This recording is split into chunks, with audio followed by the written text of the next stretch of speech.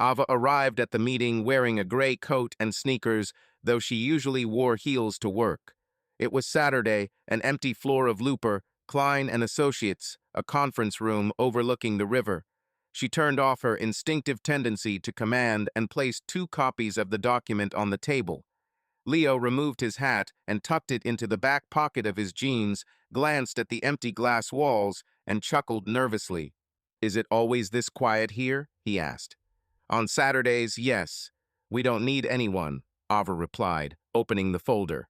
"I didn't include anything extreme here. These are boundaries. Boundaries help prevent us from descending into chaos." "What if the framework is chaos?"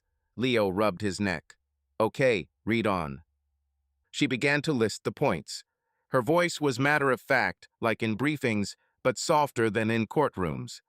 Intimate schedule, twice a week, with the right to reschedule by mutual agreement. During long business trips, scheduled, but unrecorded, video calls with intimate overtones. Argument protocol, a 40-minute break, then a conversation without threats or accusations, with a 20-minute timer. Budget, a shared account with a limited entertainment budget. Individual cards remain separate. A report on major expenses once a month. Permitted paid leisure. Meetings with an escort. No exchange of personal information, and no subsequent independent contact. No more than twice a month. Mandatory quarterly infection testing for both. No dominant role-playing practices or anything that leaves traces. "Paid leisure sounds like a supermarket coupon," Leo said. "We can come up with another term." "The meaning is more important than the name," Ava replied. "The point is, we're adults, we have a lot of work to do, and we don't want to ruin everything because of outbursts, right?" He looked at her not as a lawyer, but as a partner. "True. And one more thing. I don't want to live in a fog of omissions. I feel comfortable when everything is clear. I'm an artist. I'm almost never clear." "Then I'll add almost," Ava smiled dryly. "And one more point. Emotional commitment remains in marriage. That's about us." "That's hard to measure," Leo said, "but let's try." He picked up a pen, turned the contract over, and wrote on the back, "We don't promise perfection. We promise honesty." He put it back. "It's not legally sound, but it's clear from a human perspective," Ava said. "We'll add that as a preamble." They signed.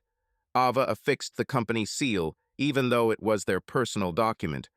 Leo took a photo of the pages for their shared cloud storage and, unable to resist, took a selfie with the empty office in the background. "I'll send it to Sophia," he said. "She'll say we've finally become adults." "I'll write to Dana tomorrow," Ava said. "Today, I just need to catch my breath." That evening, they stopped at Gus and Taps, a bar 2 streets from their home in River North. Gus, the owner and an old friend of Leo's, was wiping down the bar and discussing the playlist with the bartender. He nodded when he saw them. "Did they have another wedding, or did they already celebrate the divorce?" he asked, looking at their faces. "We signed a marriage contract," Leo said. "Officially." "Congratulations," Gus raised an eyebrow. "It's like pre-app, but post-directed." "It's about reaching an agreement before misunderstandings begin," Ava said calmly. "And it's not about punishment." "Yeah, I have a contract too. Taxes on time, beer cold, guests don't fight," Gus chuckled. "And a clause about no marrying your own bar. I don't follow it." Leo ordered a non-alcoholic cider, Ava a sugar-free strawberry soda. They rarely drank alcohol. Both controlled their drinking for their own reasons. She because of her busy schedule and morning meetings, he because of his night shifts and a gallery project in Pilsen. "And how is the intimate part spelled out in the contract?" Gus asked, half whispering, but without malice. "Twice a week," Leo replied with a grin. "If you make a pun now, I'll leave." "No," Gus said, raising his hands. "I'm all for people calling things by their proper names, as long as it doesn't interfere with business." "This isn't a show," Ova said. "This is our attempt not to destroy what we've already built." Gus nodded. "Then don't turn the bar into an office and the office into a bar. And don't sign each other's checks for emotions. That's it. Philosophy is over. Would you like your usual table by the window? They sat down, ate a burrito and chicken salad, and discussed the next day's plan. Leo had a workshop in the morning, then a meeting with his curator. Ava had a client at 9, then preparation for the hearing. They walked home. January, a breeze from the river, the occasional passerby, the flashing lights of the embankment. They were silent, but it wasn't an empty silence. Both were trying to figure out how to live with what they'd written and what would happen when they wanted to go beyond it. Ava met Dana at a coffee shop in Looper Park that morning. Dana had a short haircut and large glasses, spoke quickly, and rarely smiled without reason. "Did you really sign that?" she asked, taking her latte. "We both signed it," Ava replied. "It's a normal document. We discussed everything." "Including paid leisure?" Dana wrinkled her nose. "Sounds like an adult ballroom gymnastics club. Are you sure it's not a ticking time bomb?" "I'm sure the bomb is silent," Ava said. "But we have straightforward rules, and health monitoring, and no lies." "Rules are great for parking and taxes," Dana said, not relenting. "But people don't work with timers. Are you sure you're not hiding from intimacy behind this? You're a master of control." "I'm not hiding," Ava said calmly, though a pang stabbed inside. "I admit we're different.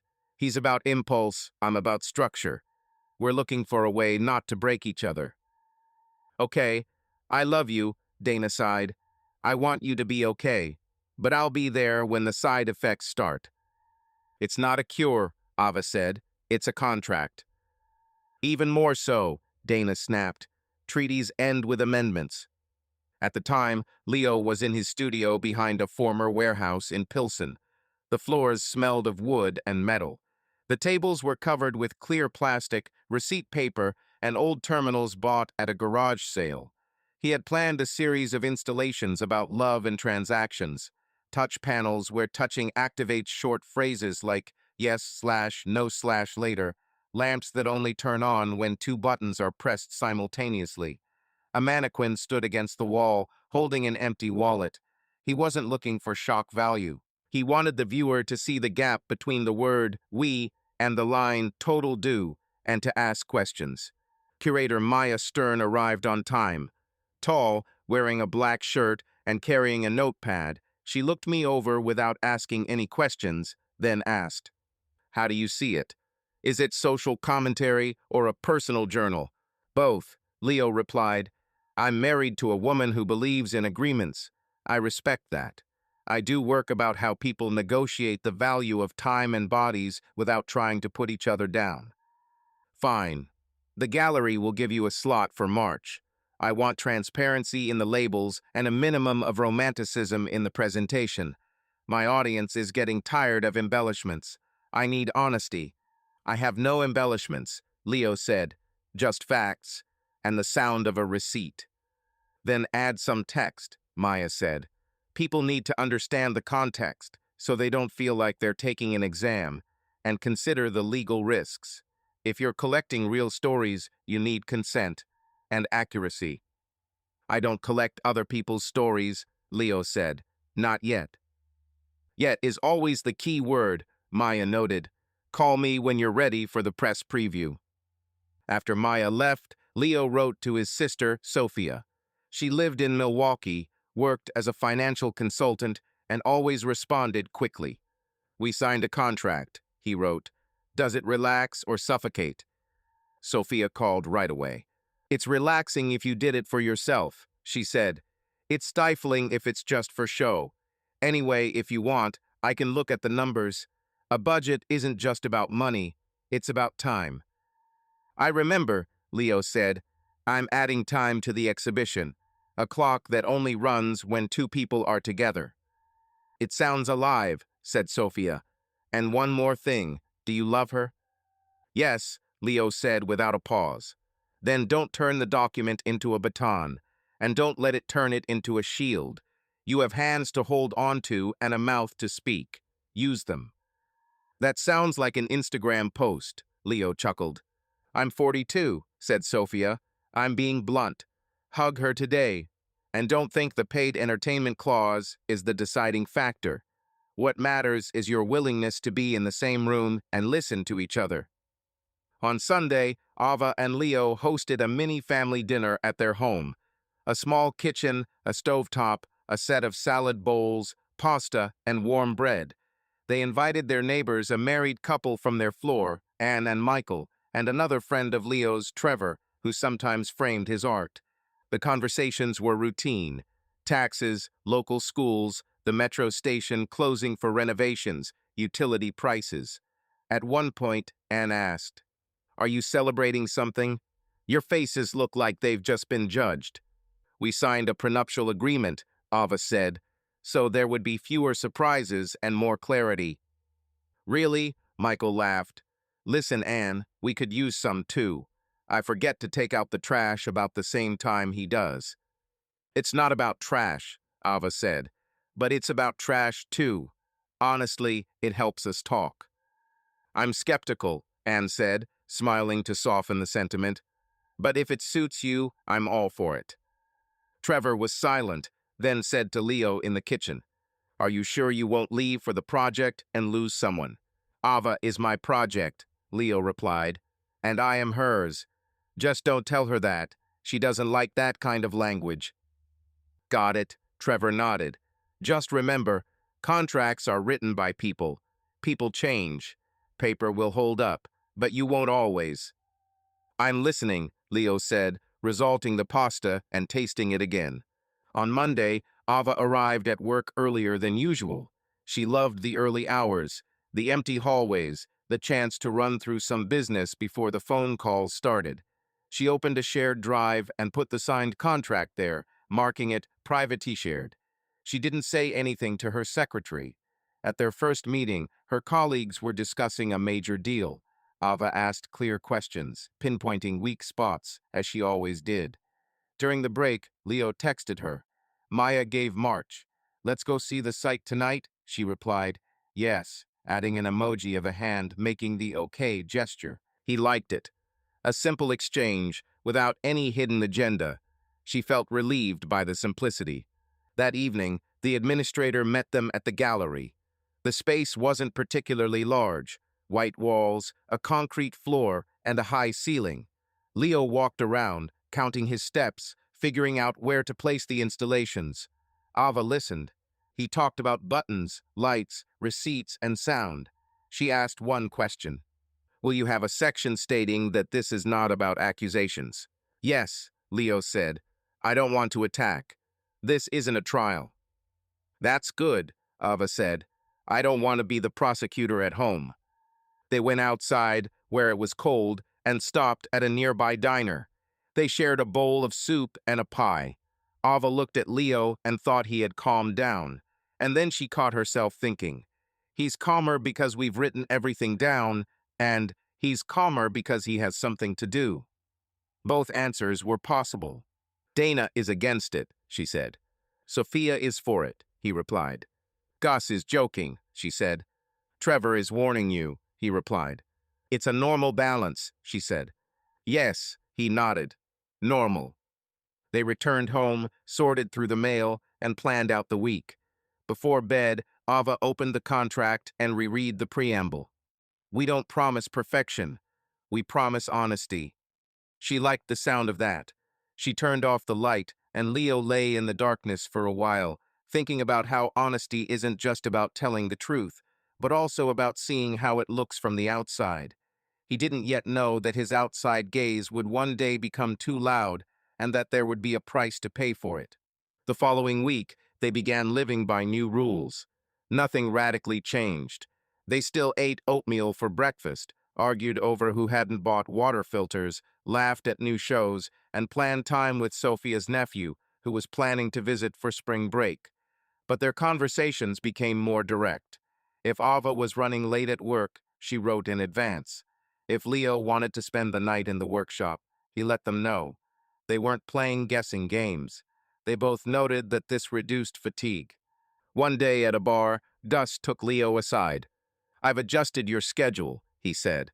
"You're not here on Thursday. You have a meeting with your supervisor." Thank you, Leo said. You always have my back. I'm not trying to insure you, Gus said seriously. I just want you to remember to take care of yourself. Sometimes you're so busy trying not to upset anyone that you forget what you want. You have a sound. Use it. Leo nodded.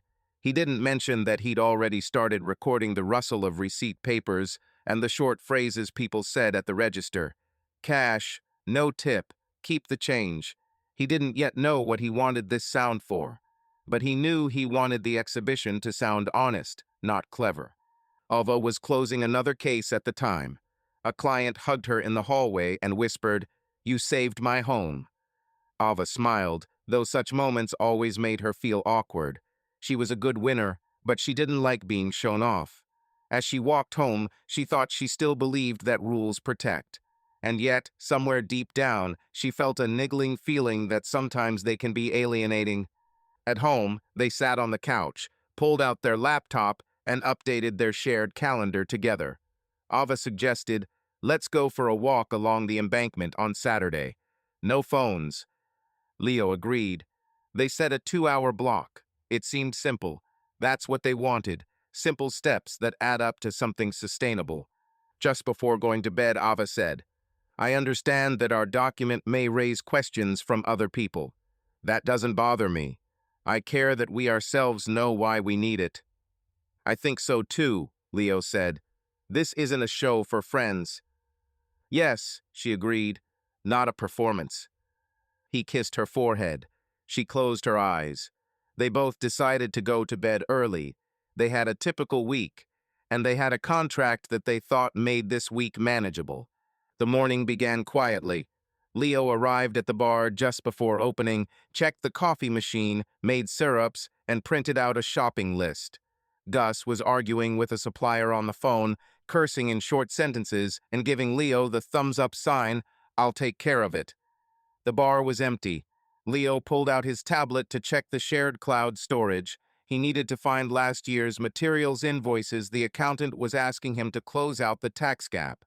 The home/finances/receipts folder opened quickly. The documents were sorted by date. He scrolled through them: dental, insurance, washing machine repair. Then he saw files with neutral names: confirmation January PDF, service 3H PDF, payment Thursday PDF. He clicked on the first one. On the screen is an electronic receipt from the escort agency. Ava's name is listed under Client. Peter Liang is listed under Provider. The amount is listed and marked Paid. Below that is a note: Meeting 3 hours, confidential. Attached to the document are the agency's rules: no photos, payment via a secure service, and an NDA is available upon request. Leo scrolled further. Nolan Brooks, Escort Services, 2 hours, private car. Below that, Marcus Grant, private meeting, 1 hour, address provided by client. The dates stretched over the past 2 months, sometimes twice a week. He opened one confirmation email. There was a short exchange of messages: confirm time, payment in advance, no questions. The tone was even businesslike. No jokes, no unnecessary words. Leo leaned back in his chair. He didn't know what to say to himself. The contract didn't prohibit paid leisure. Everything was technically clear. He looked at the clauses in his memory. No exchange of personal information. No subsequent independent contact. Everything matched. But his chest felt empty and cold. Not because she'd broken the rule, but because it felt like work, as if part of their lives had been relegated to a separate budget column. He closed the documents. I opened them again, checked to make sure he hadn't made a mistake. Irritation welled up inside him, not at specific people or even at Ava, but at the very fact that this existed alongside their schedules, dinners, and conversations. He caught himself wanting to delete the folder and realized it was pointless. You could delete a file, but not reality itself. "What's wrong?" Gus placed a box of lemons next to him. "Found a bill you weren't expecting." "Yes," said Leo, "but this isn't about the bar." "Then don't answer now," Gus said. "Make me an espresso, and then decide what to do with it." Leo silently made coffee, handed it to Gus, and went into the warehouse to take a breather. He called Sophia but hung up, not ready to explain. He wrote one sentence. Found something I didn't want to see in the shared documents. She replied, "Call me when you can." He put his phone on silent. By midday, the bar was full. Office workers from nearby streets had arrived. Leo poured beer, sliced limes, and mixed cocktails. The movement helped take his mind off things. But every time someone paid with a card, he saw electronic receipts and short confirmation messages before his eyes. The work proceeded as usual, and the hours dragged on. After his shift, he didn't go straight home. He went outside and took the bus to Looper Park. The Harold Washington Library was warm and quiet. He sat by the window and picked up a notepad. He wrote a heading, "What Hated Me." Below were 4 bullet points. 1, the fact of payment. 2, frequency. 3, tone of messages. 4, my agreement in the contract and my actual reaction. Next to each bullet point were short sentences. Payment isn't a prohibition, but it's a blow to dignity. Frequency is a sign of habit, not the exception. Tone like in the office. Agreement was theoretical, now it's personal. He paused. A man next to him was leafing through a newspaper, and someone was discussing a kitchen renovation on the phone. Leo found himself searching for excuses. She's honest. We're adults. We decided. It was all true. But the truth didn't hide the feeling that something important had been taken from their relationship and placed on a shelf with a price tag. He sent the messages to nowhere, opened his notes, and wrote to Ava. "How's your day?" "I was okay." "Home tonight?" She quickly replied, "Yes. I'll be there at 7. Are you okay?" He typed, "Yes, everything's fine," and sent it. It wasn't a lie outright. He just wasn't ready to talk. Ava arrived home on time. She took off her coat, went into the kitchen, and opened the refrigerator. "Let's have some pasta with vegetables," she asked. "Go ahead," Leo said. They cooked together. He chopped peppers and zucchini. She put on water and grated cheese. The conversation was routine. Clients, an exhibition, Trevor's request to pick up frames on Friday. Ava seemed calm. She told him she had an early meeting the next day and asked if Leo would be back in the studio late. He said he'd be back by 10. At one point, he wanted to ask directly, "Do you meet these people often?" But he bit the question. He needed time to figure out what he wanted to achieve with the conversation. After dinner, they watched the news. Then Ava went into the bedroom to type up a report, and Leo opened his laptop in the kitchen. He logged into the cloud again. He'd already made a decision, no more digging today. But his hand still hovered over the file list. He quickly closed the window to keep from losing his cool. He went out onto the balcony and took a deep breath. A chill blew in from the street, and someone was watching basketball from the window across the street. Leo sent Sophia a voicemail. "I saw the receipts for her meetings. It's not a secret, it's on our shared drive. Technically, everything is according to the rules. But it hurts. I don't want to make a scene. I want to figure out how to tell her this without threatening her. Call me when you can." He sent the message and put his phone away. Returning to the living room, he picked up the installation drafts and went over them. Something about the plans began to sound different. Previously, he'd thought of distance as a theme for the room. Now it has become part of the house. He made a pencil mark next to one idea. Show the numbers as a backdrop, not as an attack. He didn't work on it anymore that evening. Ava went to bed first. Leo stayed in the living room and wrote another line in his notebook. "A contract is no substitute for conversation." He sat with this thought for a long time, then finally went to bed. The thoughts didn't go away in the morning. He woke up before his alarm, went downstairs for takeout coffee, came back, and made oatmeal. Ava emerged from the shower with a towel over her head. "You weren't sleeping?" she asked.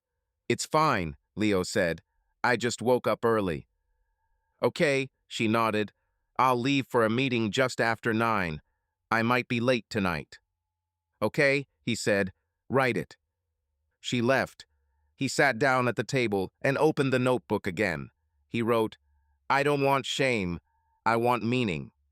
Underneath, if I speak, speak calmly, without accusations, with facts, with the question, why do we need this now? He tried to work in the workshop. He moved the table, turned on the fan, and checked the fasteners. But his hand kept reaching for the phone. He dialed Maya. Can you come? He asked. I want to show you some new ideas. I'm busy until lunch, she replied. I'll be there at 2. He agreed and spent the rest of the day cleaning the space to occupy his mind. Maya arrived on time, as always. Leo turned on the light and showed her 2 new models. She listened and remarked, You've become more assertive in your wording. It used to be, we choose the format. Now it's, we pay for the time. What's changed? It's a personal thing, Leo said, not for the press. You can hear it, Maya said. My advice, if it's fundamentally personal, remove unnecessary details that might offend people. Keep the structure and the questions. That way, it'll be honest and safe. I understand, Leo said. Thank you. When Maya left, Leo was left alone. He knew he couldn't avoid talking to Ava for long. The contract was about clarity. Therefore, clarity had to be restored through conversation, not passive anger. That evening, he was at the bar again. Gus noticed that Leo was tense. Have you made up your mind? He asked. Yes, Leo said. I'll talk to her. Not today, but soon. Just don't turn this into a courtroom, Gus said. And don't turn the bar into a showdown. We have enough to complain about as it is. Got it, Leo said. He came home later than Ava. She was reading documents in the bedroom. He sat on the edge of the bed. We need to discuss one thing, he said. I don't want to now. I'm not in shape. But let's find time this week. No rush. Ava looked at him carefully. Okay, she said. Name the day and time. I'll release you. Thursday, 7 o'clock in the evening at home, he said. I agree, she nodded. Thank you for telling me in advance. He turned off the light. They lay next to each other. Leo didn't lean in, so as not to substitute intimacy for conversation, which now could have been avoidance. He listened to the silence of the apartment. The names from the receipts swirled in his head. He realized he didn't want to know more about them than what was written there. And he realized something else. There was a blank space in their document, where the word love should be. The contract describes time, money, and boundaries, but it doesn't describe what happens when one is hurt. Leo got off the train at Clark Lake and walked 2 blocks to a small office on the 2nd floor where a free consultation for creative professionals was held on Wednesdays. A musician with a recording case and a photographer with a camera slung over his shoulder sat in the reception area. A sign on the wall read, Image rights, agreements, streaming. Leo had signed up in advance and was now leafing through a brochure with short bullet points. Don't publish personal information without consent. Think through recording releases. Don't promise participants anything you can't deliver. Leo Martinez called from the cabinet. He was met by Rosa Delgado, a middle-aged lawyer in a gray sweater. She spoke without theatrics at a businesslike pace. What's your project? She asked. A public performance. The working title is Pay per Love, Leo said. The topic is how couples formalize the rules of intimacy. I want to use anonymized passages from my own prenuptial agreement, and I want the audience to participate in the discussion. A live stream, perhaps. I see 3 risk areas at once, Rosa said. Marital confidentiality, third-party privacy, and slander. Clarify, are you going to name names? No, Leo replied. No names needed, just general statements. No photos, no chats, and no claims about anyone's behavior. Just what concerns me, my reaction to the rules and how they work. Okay, Rosa nodded. Then the basic package, a waiver of personal information, releases for those appearing on camera, a clear disclaimer at the beginning this is an artistic statement, not a verified fact about specific people. And here's the important point. Don't hint at a person in a way that would only be recognized by a select few. Legally, that's also identification. Got it, Leo said. I was thinking about inviting people who've used paid escorts, voluntarily, without paying for participation. Through agencies, they'll be able to come out and say a few words if they want, without de-anonymization. There are two conditions, Rosa said. First, the invitation must be through an intermediary, so you don't collect databases. Second, those who accept will receive an individual release. And then there's platform insurance. Streaming must be with chat disabled or moderated, otherwise you risk other people's comments. And don't provoke confessions of illegal activity. Got it, Leo repeated. Thank you. One last thing, Rosa added. Are you sure this isn't a tool to put pressure on someone close to you? Leo paused. I'm making work about a system of rules, not about a specific person. I want to hear myself speak without invading someone else's privacy. Rose nodded. Then stick to the plan. Send me the disclaimers and I'll fix them. After the consultation, Leo went to a small cafe by the river, pulled out his laptop, and started writing. The title, Pay per Love Structure. Below it were the following blocks. Introduction. Fragments of a marriage contract, depersonalized, are shown on screen. He delivers a short monologue about how adults negotiate time, money, and bodies. Open mic. Audience members can ask questions. Rule. No personal accusations, only sharing experiences and ideas. The market segment features a short segment featuring a relationship expert or philosopher who discusses contracts and intimacy. No on-stage therapy. Conclusion. Participants formulate their rules that they want to revise. He wrote the first lines of the monologue. Direct, without embellishment. My wife and I are adults. We signed a contract. A contract isn't a punishment. It's an attempt not to destroy what exists. The word love isn't in the text. That's not a mistake. Love isn't measured by a timer. But we're confident that words about money, time, and boundaries will help us avoid deceiving each other.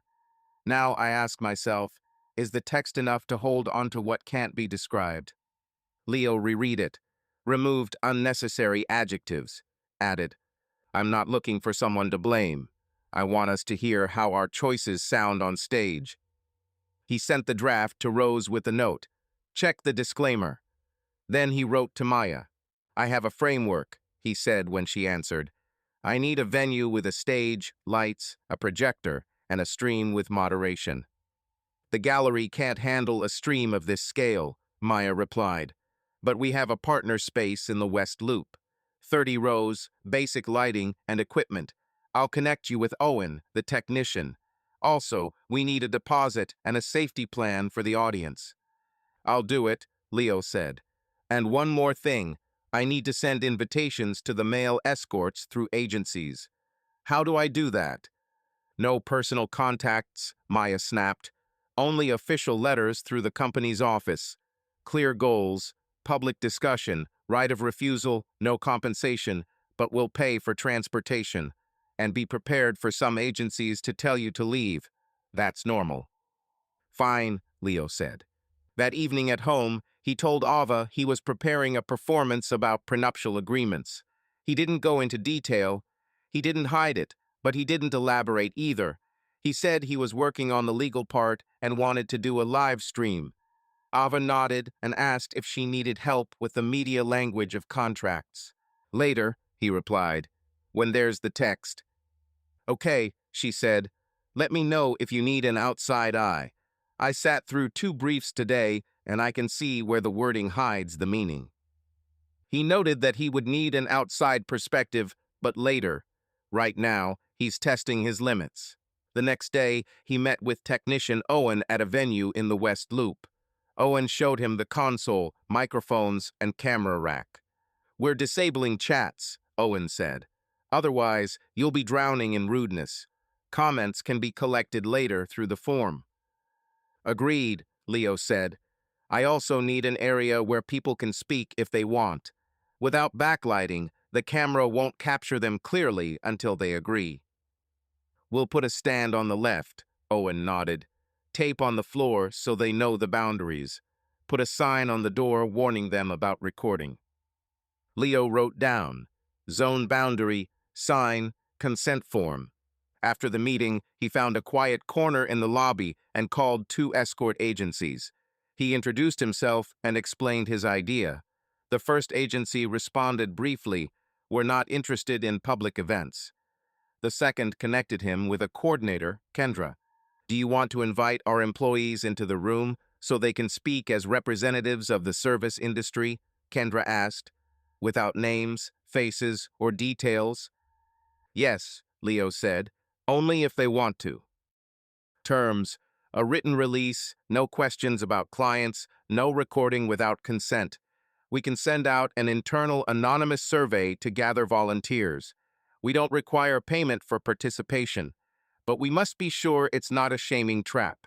"This isn't shaming," Leo said. "This is a conversation about the intimacy market and the rules." "Then send me the disclaimer and the plan. I'll review it with a lawyer," Kendra said. Leo sent the email within 10 minutes, clearly without emotion. An hour later, he responded, "Received. We'll get back to you with comments." At the bar, Gus listened without interrupting as Leo recounted the steps. "Look," Gus said, "you seem to be doing everything right. But I'll tell you something that's not about the law. If you want to talk to her, talk to her. The stage is no substitute for the kitchen." "I know," Leo replied. "I don't prepare a scene as a substitute for conversation, more as a way to avoid lying to myself. I back down too easily when the conversation turns to pain. On stage, I won't be able to back down." "Okay," Gus said. "Then don't overdo it, and keep the bar out of your bedroom politics. People can actually come here and voice their opinions. I don't want any fights." "There won't be any fighting," Leo said. "There will be questions." That evening, he went to visit Sophia in Milwaukee for the day she'd asked him to help her nephew with an art project. On the bus ride, he wrote an open letter for potential participants and viewers. "This performance isn't about revelations. There are no names or fates here. It's about the choice adults make to formalize intimacy as a service and as a contract. If you've ever paid or accepted payment for accompaniment and want to share what was actually bought and sold time, attention, role, silence, you can come on stage. Consent only. No questions about clients or partners. The performance is recorded. Chat is disabled. Afterward, offline discussion." He reread it. He removed the word "actually" and replaced it with "for you." It sounded calmer. Sophia met him at his house with a bag of groceries. "Have you decided to go all the way?" she asked as they set out the food. "Yes," Leo said, "but legally carefully, and without turning it into an attack." "Then I have one thing," Sophia said. "Make sure you don't even hint at her name. You're on thin ice right now. And one more thing. Leave yourself a way out. If at any point you realize this is ruining the marriage, stop." "Agreed," Leo said. "I'm keeping the plan flexible." On the way back, he received a letter from Rosa with notes on the disclaimer and from Kendra with clarifications on the releases. Maya sent a slot in the hall's schedule, late February. Owen confirmed the equipment. Everything was falling into place. At home, Ava put the kettle on. "I have a meeting on Friday until 6, she said. "If anything happens, I won't be available. What about you?" "I have a meeting with a technician and a lawyer," Leo replied. "And I also wrote a monologue. I want to show it to you later. Not now." "Okay," Ava nodded. "I respect your process." He noticed how she said respect. They used that word less often before. Now they both tried to keep in line. He knew that line would be tested. Leo went to bed feeling like he'd found a way to speak without destroying anything. He didn't know who would be in the audience. He only knew the scene would be fair: impersonal text, a live voice, willing participants, and a disabled chat. This was his escape hatch. He couldn't escape the conversation or attack the person next to him. Leo arrived at the Fulton Market co-working space with a folder of emails and a spreadsheet of applications. Maya was waiting for him at the round table, and Owen sat next to him with a laptop and a floor plan. "We need a clear route for the participants," Maya began. "Entrance, consent desk, waiting area, stage. No surprises." "There's a sign at the entrance about recording and moderation," Owen added. "The chat is off. If anyone wants to speak, they first lean toward the microphone in the shadowed area without the spotlight, give a signal, and only after written consent do we turn on the lights." Leo laid out the papers. "I've prepared 3 sets of messages for agencies, for independent performers, and an open letter to those who have previously used escort services. The message is the same everywhere. No discussion of clients, only experience and insight into the intimacy market." "Okay," Maya nodded. "And one more thing. We need someone at the consent desk who can calmly explain what's allowed and what's not. I'll put a volunteer from the gallery there, but the legal part at the desk needs to be handled by someone with relevant training." "Rosa's taking care of that," Leo replied. "She'll come an hour before the event and check on how we're formatting the releases." They went over the layout. They marked camera positions, the lighting path, and a separate exit for those who changed their minds and wanted to leave unnoticed. Maya called the audience and booked an additional microphone. Owen added a warning to the stream. "Mature content, no descriptions of intimate scenes, discussion of boundaries." The first email went to Kendra from the agency Leo had spoken with earlier. He included Rose's disclaimer, outlined the format, and set clear restrictions. A day later, a reply arrived. "We have 3 applicants. Working names, PNM, requests, no questions about clients, the option to speak from the audience without being seen on camera, a separate table for signing releases. Please pay for taxi fare both ways." Leo replied, "Agreed. We'll cover the taxi fare. Stage access is by separate agreement only. In the auditorium, seats are in the middle section to avoid close-ups from the camera." He attached a seating plan to the letter. The second agency sent a refusal. The third asked for a short video meeting with a coordinator. A call was scheduled for the morning. A woman of about 50 with hoop earrings and a straightforward manner of speech appeared on the screen. "I'm Sandra," she introduced herself. "I'm not against discussion, but I have a question. Do you want to make a show about morality or about practice?" "About practice," Leo said. "About how contracts affect intimacy. About money, time, and boundaries. No judgment." "Then I have 2 people who will think about it. One is a medical student, the other is a campaign consultant. They need a guarantee that there will be no provocations." "There's a guarantee," Leo replied, showing a disclaimer and a map of the room on the screen. "We don't ask about our clients. We ask what service means to them, and what they themselves consider a purchase in this situation: attention, silence, support, a role." "Send the documents," Sandra said. "I'll pass them on. But I warn you, if even one word hints at shaming, I'll be the first to file a complaint."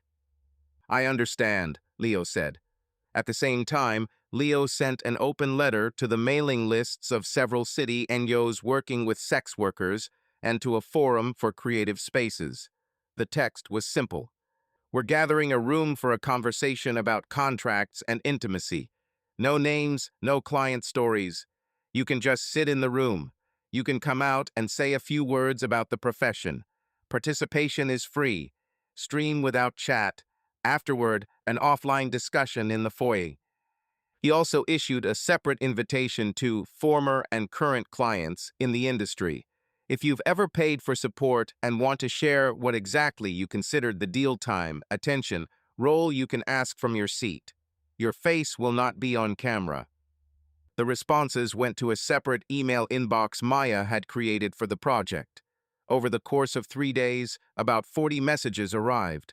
Some were from curious people, some aggressive, and some simply stated, "This is dangerous." Maya filtered out the obvious trolling and left 10 legitimate messages from potential guests. Rosa checked the wording of the auto replies to ensure they didn't make promises that couldn't be kept. Dana met Leo at a coffee shop near Ava's office. She already knew the project was heading to stream. "I'll be blunt," she began. "You're gathering people in this room who could be connected to your wife through the same type of service. Even if you don't point to specifics, it'll be clear. What do you want? Justice or recognition?" "I want to talk about the rules," Leo replied calmly. "I won't talk about her. I won't name a single name. I won't even indirectly implicate anyone." "But the context is still here," Dana said. "You don't owe me any explanations. I'm just asking, don't break someone publicly. If you want, I'll sit in the audience and be the one to stand up and say stop if something goes wrong." "Sit down," Leo said. "It's good insurance." "One more thing," Dana added. "Are you prepared for some of the public to declare you toxic? And how will that affect your bar and exhibition?" "I'm ready," Leo said. "I understand the risk." He came home early that evening. Ava was sitting at the table with a laptop and a red pen. She put the folder aside. "How are you?" she asked. "I have some people from agencies who want to speak," Leo replied. "They'll be coming with releases, no names. I've prepared a monologue." "Can you read a couple of paragraphs?" she said calmly, without pressure. He read 2 short sections. In one, he said that a contract is convenient for scheduling, but doesn't answer the question of what to do with pain. In the other, he said that service often involves not sex, but time, attention, and a role. "No accusations," Ava said. "That's important. If you maintain this tone, there's a chance for a normal discussion." "I'll hold on," he replied. "More. Moderation, security," she listed. "Did you close that?" "Yes," Leo nodded. "Rosa at the consent desk, Owen at the lighting and cameras, Maya at the room moderation. Chat is closed. Questions only through the microphone." Ava's gaze lingered for a second. "Okay," she said. "Let me know if you need help with the press. But I won't do it as your lawyer, only as your wife, who wants everything to go smoothly." "I understand," Leo said. They dined on soup from containers and did not drag out the conversation. The next day, Leo conducted a test call with 3 volunteers from Kendra's agency. They were off camera and introduced themselves using their initials. "I'm P," the first one said in a low voice. "I'm a surgeon by day. I'm accompanied 2 evenings a month. I don't want to discuss my cases." "I'm N," said the second. "I work in political consulting. The part about contracts is interesting. In my world, they build campaigns out of them, but people still act on emotions." "I'm M," said the third. "An entrepreneur. I'm generally against television, but this one makes sense. It's important to me that there are no traps." "There will be no traps," Leo said. "You can stay in the room and remain silent. You can come out and say 2 sentences. Either decision is okay." "There's no payment for the performance," said P, "but a taxi is." "We'll compensate," Leo confirmed. They went over the rules again. No one asked questions about the clients. The tone was businesslike. Rose sent the final version of the releases and warned, "If someone comes on stage without a release, you can give the floor, but that part won't be recorded. Owen will be marked off record. And one more thing, don't let questions from the audience turn into professional assessments." "Moderation is on Maya," Leo replied, "and I'll interrupt if it gets carried away." At the bar, Gus posted a sign by the service door. "Don't discuss performance with guests unless they bring it up." Leo chuckled. "This is your contract," he told Gus. "That's my peace of mind," Gus replied. "I support you, but I don't want the bar to become a place for moral debates. People come here to drink and talk baseball." "Fair enough," Leo said. Leo printed out the monologue cards and checked them point by point. No judgment, no hints, just questions. He prepared extra markers and marked the time codes for the blocks. Owen sent the rehearsal schedule. Assembly 4 p.m., lights 4:30 p.m., cameras 5 p.m., doors 6:30 p.m., start 7 p.m. Maya moved the moderator from the audience to the right-hand box to have a clear view of the entire row of volunteers. Dana confirmed a seat in the middle in case she needed to intervene. Kendra sent the taxi numbers and clarified that her team would be entering through the side door. That evening at home, Leo read the monologue out loud again. Ava listened from the kitchen. When he finished, she said, "There's no aggression in this text. Maintain that level. And also, be prepared for someone to ask why you're sharing this. Answer without defense." "My answer is simple," Leo said. "Because at home we're often silent, and silence blinds us. I need a way to speak directly without being humiliated. The stage provides the form." "Then keep it short," Ava nodded. "And don't use big words." "Okay," Leo said. He put the cards away in a folder. There was tension, but no panic. The procedures were in place, people understood their roles, the documents were ready. All that remained was to wait until the day the room filled up and see who decided to rise from their chairs. On Monday morning, Ava opened her email on her office computer and saw an email with a short subject line, "Pay per love invitation." From the sender, the Martinez Project Team. The email was formal and calm. The date, the address of the West Loop venue, the note, live stream supported by fintech partners, a list of safety rules, and a separate line. Ava Carter is invited as an honorary co-author. Her name will be listed in the program. Below that, the wording, "Co-author as a party to the agreement and participant in the discussion about marriage rules. On stage participation is optional." Ava reread it twice. Co-author sounded softer than heroine. She immediately thought Leo was trying to make a move toward reconciliation. The stage, the lights, him reading the script, her sitting in the front row, and at the end, they talked about their pact together. In her head, it all formed a neat plan. She forwarded the letter to Dana with one sentence. "Looks like he wants to do it together." Dana responded immediately, "Call me." At lunch at a nearby bistro, Dana listened silently while Ava read parts of the letter aloud. "Who's with the support of fintech partners?" Dana asked. "I don't know. There are no brands here. They write payment services and streaming platforms," Ava said. "And live broadcast," Dana repeated. "You understand that this is a public story, not a private conversation." "I understand," Ava said. "But that's his format. He works with the stage." "Ava," Dana said, her tone even, "I'm not forbidding you, and I'm not trying to persuade you. But I'll say it out loud. He's got something in mind. It's not necessarily against you, but it's definitely not just let's read the text and hug. Are you ready?" "I'm not a child," Ava replied. "I'll come, sit down, and listen. If it leads astray, I'll leave. I've walked out of worse."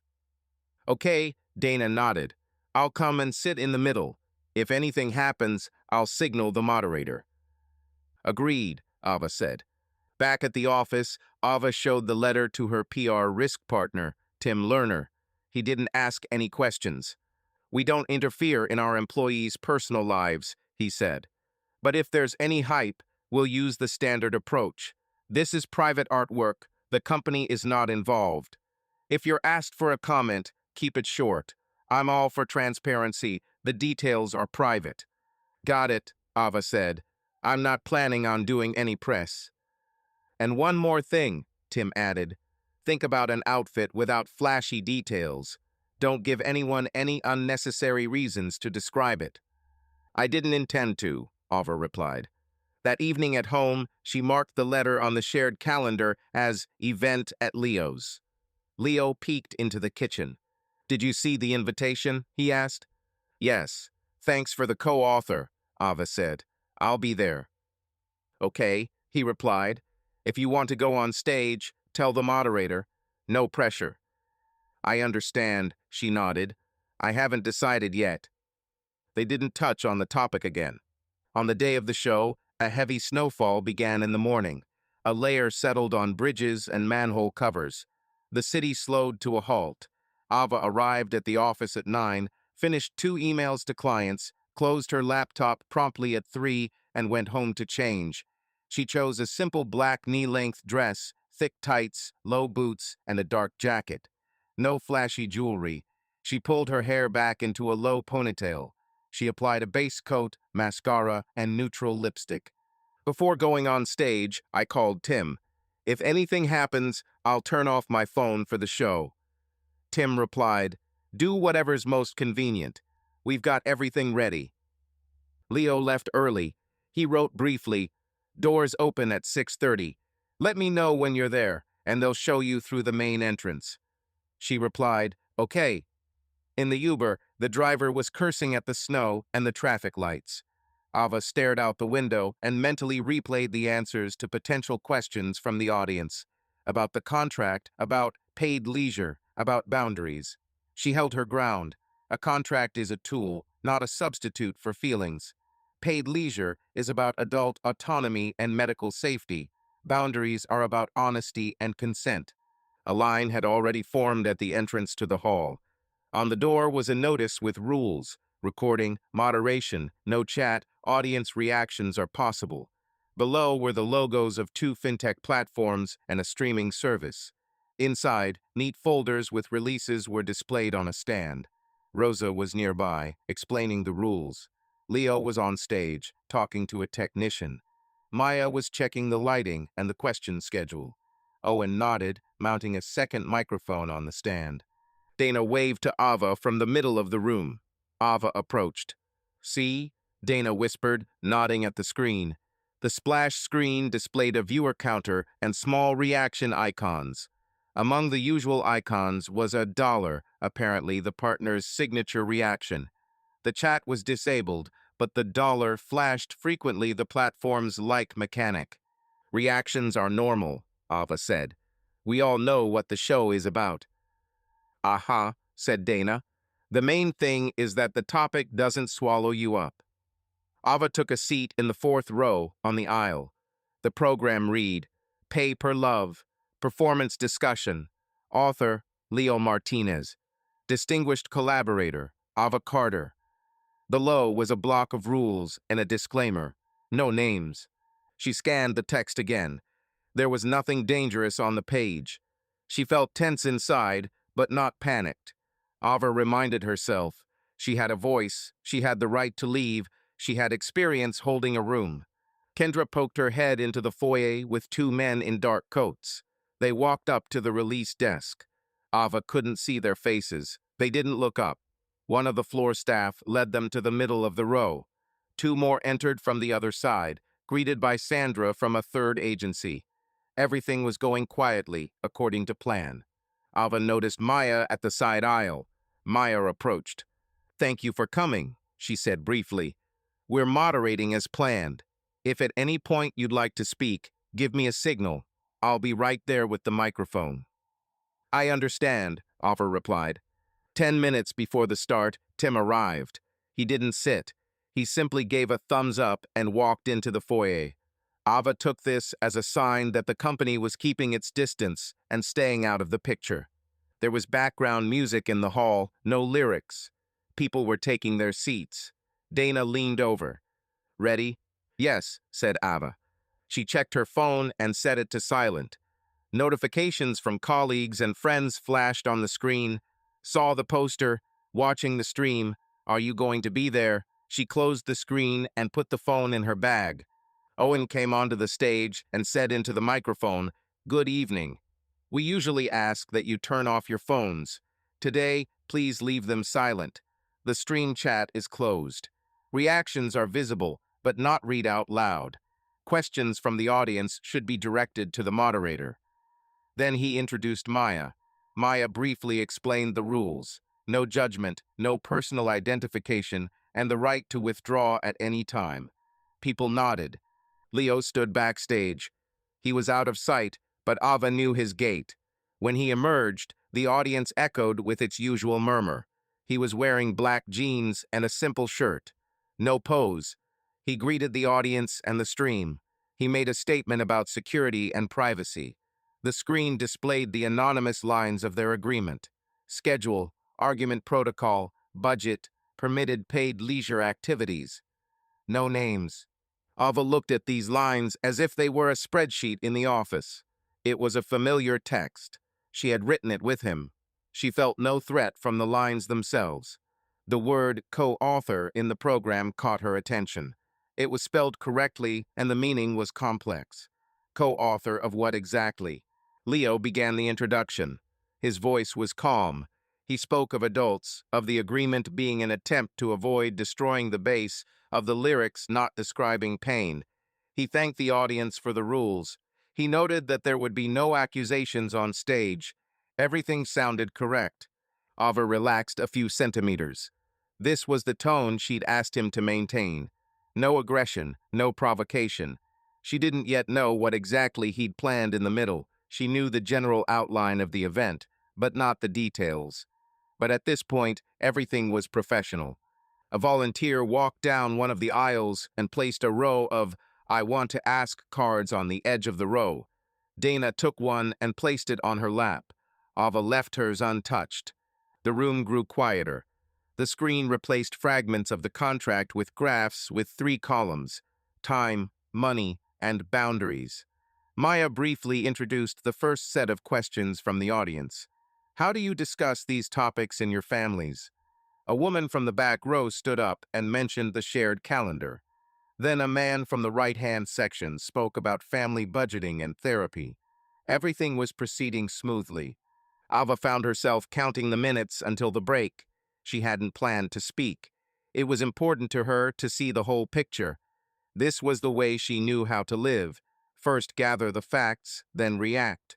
The online viewer count grew. The stream screen in the corner showed a list of partners, a streaming platform, a venue, and 2 fintech services.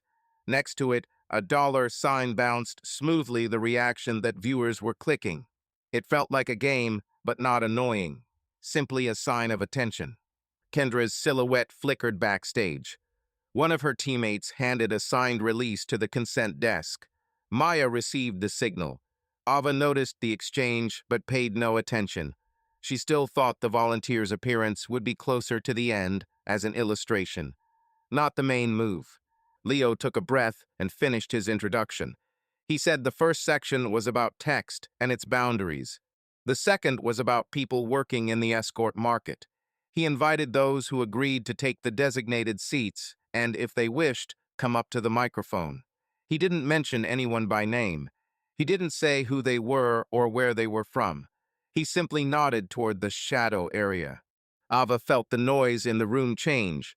It wasn't fear, but interest. People usually perceive such a moment as a plot twist. She looked at Maya. She remained calm. Dana, without turning her head, whispered, "It has begun." Ava clenched her fingers. She looked ahead and kept her breathing even. She repeated to herself what she had said that morning. "I have a voice, I have a choice. I came here of my own free will." On stage, the lights were adjusted to the shadow zone. Owen checked the levels. On the screen, a ticker repeated the disclaimer. The room fell silent. Leo looked up and said, "We continue." He walked over to the projector and removed the contract text. The screen was left with a blank white background and a block title. "What do you consider to be the subject of the deal?" Maya took a position near the aisle. Ava pulled her back against the back of her chair and looked at the microphone to the left of the stage. She knew what was about to happen next was something she wasn't fully prepared for. But she had boundaries, and he had boundaries. Now they would both test how well those boundaries held the audience. Leo stepped toward the microphone and glanced at the clock at the edge of the stage. It was 19:05. The hall was quiet, the doors were closed, and the recording signs were hanging in the aisles. He read 2 short sentences about the rules and thanked those who had agreed to participate. The projector cleared the contract text, leaving a white screen with the heading, "What do you consider to be the subject of the deal?" "We have people from the escort industry," he said. "They're in the room. No one is required to leave. If you're ready, please approach the shadow stand on the left. We'll turn on the lights only after written consent." Maya stood by the aisle with a tablet. Next to her was a table with releases. Rosa was checking signatures. The camera didn't take a close-up, just a wide shot. A tall man in a coat approached first. His badge read P. He nodded, signed, and put down his pen. Maya raised the technician's hand. The spotlight narrowed, but the light remained soft. P stood at the microphone, still wearing his coat. I'm P. The voice is even. In everyday life, I'm a surgeon. I work with someone 2 evenings a month. For me, clients aren't buying sex. They're buying a schedule where no one checks them. They want 3 hours without explanation. Sometimes conversation, sometimes silence. More often, it's the role of there's an adult nearby who's watching you and not judging you. That's all. The scene remained calm. A pause. Dollar signs flashed on the screen in the corner. They flickered rarely and weren't distracting. Someone in the audience cleared their throat. Ava sat up straight, her hands clasped in her lap. She recognized the voice. In the documents in the cloud, this name was listed under performer. Her tone matched the correspondence, businesslike, without unnecessary words. Her face tightened, but there were no sudden movements. Dana, from the side, touched her elbow, barely noticeable. Ava didn't return the gesture. She looked at the stage. Thank you, P, Leo said. One question I ask everyone the same way. What's the hardest thing about this job for you? Boundaries, P replied. Don't slip into care that's then expected for free. I have patients, I have a family, I have a clinic. I have to be precise with myself and with people. P walked away. The light returned to neutral. Maya motioned to the second person. A man in a dark sweater, N, approached. He didn't give his profession, but Ava knew from his receipts. Political consultant. I'm N. He spoke a little faster. I rarely take on clients. They're mostly people whose days are scheduled down to the minute. A meeting is a way to turn off the campaign in their heads. They pay for the break they can't get with a partner, because at home everything is tied to consequences. Words, plans, children, bills. There are no consequences here. This isn't a defense of the profession. It's a fact. The question is what happens afterward. What happens next? Maya asked. Everyone returns to their choices, and shrugged. Some draw conclusions. Some don't. I'm not a teacher or a judge. I sell a period of time where people aren't judged. N was followed by M in a nice suit, short hair. I'm M, entrepreneur. I stick to a schedule. No more than 1 client a week. Honestly, most often people don't pay for bodies. They pay for the script. We have dinner, we talk honestly, no one demands a report the next day. Sometimes it's for the role of being confident. Sometimes it's being weak. I don't do therapy. I fulfill the agreed-upon contract for the evening. Leo listened without interrupting. He asked everyone to answer in one word. What is being bought? P said. Time. N said. Pause. M said. Script. A hand went up in the room. A woman of about 50, wearing a baseball cap and a sweatshirt. Don't you feel like this is destroying families? She asked. I'm not talking about morality. I'm talking about consequences. Maya raised her palm. We're formulating it without accusations, she said. The question is accepted, but it's a general one. I'll speak for myself, P replied. I don't know what's going on in my clients' families. I know they come by the book. If it weren't for me, they would have found another way. That's not an excuse. It's a limitation of my responsibility. I'll add, N said, it's not the service that destroys, it's a lie. If there's a contract between the couple, perhaps the service is less likely to become a bomb. But I understand that sounds cold. Ava felt her stomach clench. She heard agreement and thought about her own document. Their text did indeed include a clause about permitted paid leisure. In reality, it wasn't a line, but a regular occurrence. A feeling she usually kept under control welled up inside. Now it was harder to keep under control. Leo turned his gaze to the hall. If you're from the audience and you've ever paid for an escort, he said, you could say you bought it. No details, no names. In a nutshell. 2 hands went up. A man in glasses said, silence.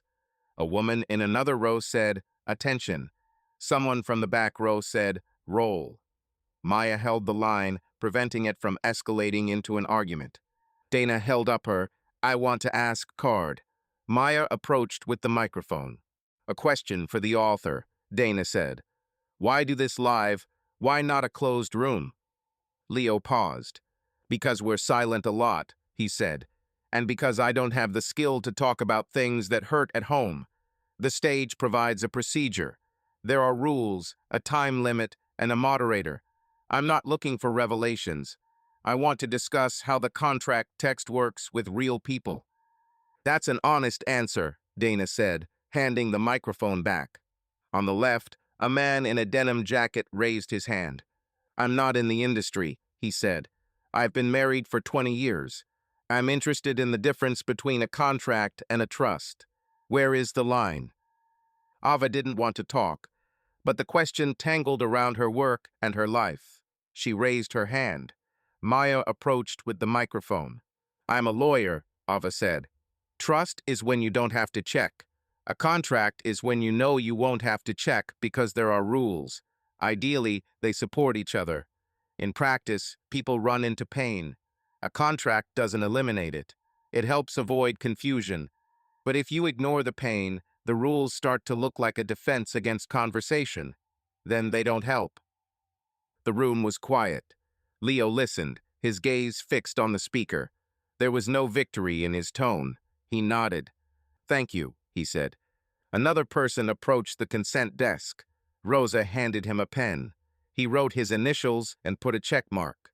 Maya looked at Leo. He gave the signal. A young man walked onto the stage. His name tag read G, but he wasn't on the list Leo had seen. He held the microphone with both hands. "I'm the client," he said. "I paid. I'm not proud, and I'm not making excuses. I bought the opportunity to not think I'm a bad husband." He paused for a second. "Because our contract at home prohibited talking about sex. We decided less talk, less fights. It turned out the opposite. I paid because it was easier for me not to talk. It's not about money. It's about avoidance. I realized that today." Maya gently took the microphone from him. "Thank you," she said. "This is vulnerable. Please, no comments from the audience. We're keeping to the format." The scene moved on. Leo briefly reiterated the rules and asked people not to judge others' decisions. P returned to the microphone and said, "I have a question for the author. You promised not to name names. Do you maintain boundaries with your loved ones?" "Yes," Leo replied. "I'm not naming or hinting. I'm showing the text and asking a general question. Anything concerning private information remains outside the scope of this scene." Ava looked at him and understood that he was observing formal boundaries. But the very fact that the people from her receipts had appeared in this space felt like a poignant gesture. He wasn't overtly violating anything. He had brought the guy into the room and given him a voice. For her, this wasn't neutral. She inhaled, exhaled, and looked down at the program to maintain her position as a spectator rather than a participant in the conflict. Owen pointed to the board for Maya. 12 more minutes until break. Maya announced 2 short questions and 1 comment from the guest expert, a sociology professor seated in the right-hand box. "A contract is a tool," she said. "It doesn't replace conversation. In couples where external connections are permitted, it's crucial to introduce pauses and checks of meaning. Why are we continuing? What are we missing? What are we changing? Otherwise, the rules become a smokescreen. This isn't an assessment, it's an observation from practice." Ava nodded. This was in line with what she'd been telling clients. But at this moment, the words hit closer to home than usual. Before the break, Leo returned to the microphone. "We'll take a 10-minute break," he said. "After that, another round of questions and a brief wrap-up. Thank you to everyone who spoke and everyone who remained silent. Remember, no one is naming anyone here. We're discussing practices and elections." The lights in the room grew brighter. People stood up. Jackets rustled in the corner. A line formed at the water counter. In the foyer, someone was arguing about therapy prices. Someone was discussing the dollar on the screen. Rosa took off her glasses and wiped them. Maya checked the map. Dana and Ava remained in place. Are you holding up? Dana asked quietly. I'm holding on, Ava replied. It hurts, but I'm not here to run away. If you want to leave, I'll go with you, Dana said. I know, Ava nodded. The stage awaited its second act. Leo's fingers trembled as he poured water in the wings. He looked at the audience, at Maya, at his watch. Inside, it was clear. There was no turning back. He hadn't uttered a single name. He had given the word deal a human voice. He would still have to answer for the effect.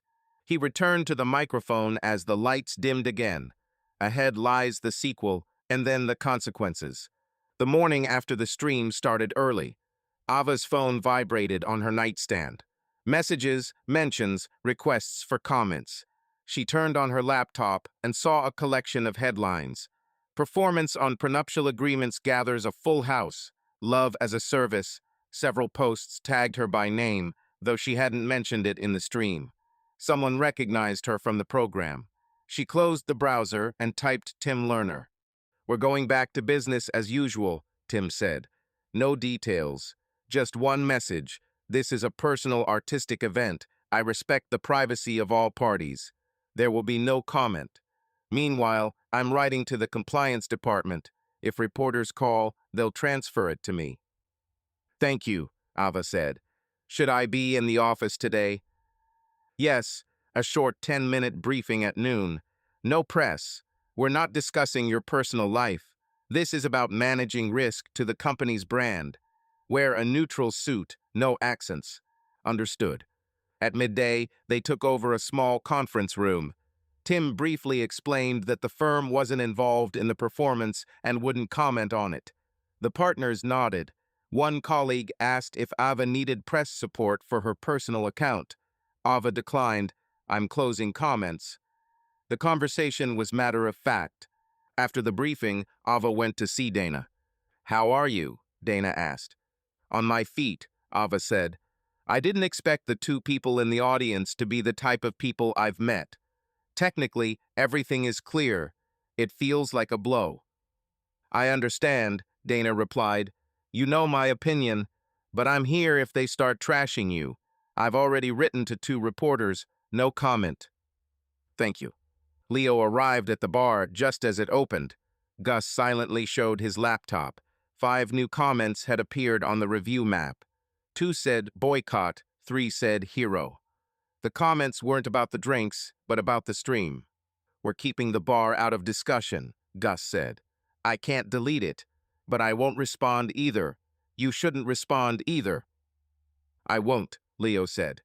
The phone interrupted me with a letter from the streaming platform. Payments under the affiliate program have been placed under manual review due to viewer complaints about possible identification of individuals. Please provide written clarification regarding moderation and consent. Below was a list of questions. How did you protect privacy? Were there any releases? How do you handle deletion requests? Leo forwarded the email to Rosa and Maya. Rosa responded quickly, I'll prepare a template for the platform. Don't write anything until it's sent. Maya added, we have off-record marks. We've already edited out the question from the audience where the person named the district and date. An hour later, a message arrived from Kendra. Thanks for the format. Our guys returned safely, but one Telegram channel started writing that you specifically targeted your wife's clients. This is pure speculation. It's important to us that the recording doesn't give rise to such interpretations. If you come across a fragment that can be tied to a specific place, cut it out, and publish a clear disclaimer. Leo called Owen into the room for a quick meeting. They sat in the back room and opened the time codes. It's right here, Owen said. The guy said at the restaurant on Weber. We've already edited that out of the recording, leaving it as at the restaurant. A copy, plain and simple, has been uploaded to the draft access. Okay, Leo said. Send Rose the link and the edit timestamps. Maya called around lunchtime. 2 galleries are asking for comments, she said. I'm sticking to the line. The author is researching the language of contracts. Privacy is protected. The recording has been edited for releases. I'd like to add a short text from you. not a justification. 3 paragraphs. All right, Leo said. He sat down at a table in an empty corner of the bar and jotted down. Thank you to everyone in the audience. We discussed rules and choices. Names and personal details were not mentioned on stage. Participants spoke only with their written consent. Elements that could lead to identification were edited out of the recording. This project is not about revelations or moral conclusions. It is about how the text of the agreement aligns or diverges from practice. I am responsible for the form, but not for the interpretations of third-party channels. Maya removed the unnecessary word moral. Rosa added a phrase about respect for safe working conditions. The text was published by the partner museum and on the gallery's website. That evening, Ava agreed to a short conversation with Leo in the lobby of a nearby hotel. It was a neutral place, soft chairs, quiet. She arrived on time. I'll be honest, Ava began. Technically, you kept your boundaries. You didn't name names or drop any hints. But you created a situation in which the type of people from my receipts ended up on stage. To me, that's manipulation. Not legal. Ethical. I know it hurts, Leo said. I didn't mean to humiliate you. I wanted to ask the question out loud. I couldn't find a way to do that at home. The stage provided a framework. You chose the stage because at home you don't risk your status, Ava replied. But on stage, you're the author. I'm the background. It's not fair. Leo fell silent. He didn't argue with his intonation, only with his words. I'm not asking you to justify my choice. I'm ready to answer for my form. If you say it's a blow, I'll admit it. But I won't admit that I tried to destroy you as a person. I didn't mean to. I hear it, Ava said. But the consequences still came to me. Clients write to me, colleagues ask me questions. I keep a straight face. But the bill is coming my way. Were you prepared for this? I knew there would be a fuss, Leo said. I didn't realize the public would connect the symbols to reality so quickly. That was my mistake. Okay, Ava said. Then I have a favor to ask. If you do another show or interview, make it clear you don't mean it to us. Clearly. Don't insinuate. I'll do it, Leo said. They sat in silence. Ava stood up. I'm going home, she said. And one more thing. We need a couple, not just one person on stage alone. Either we stand in a row and talk together, or you stop playing out scenes where I'm just a reaction.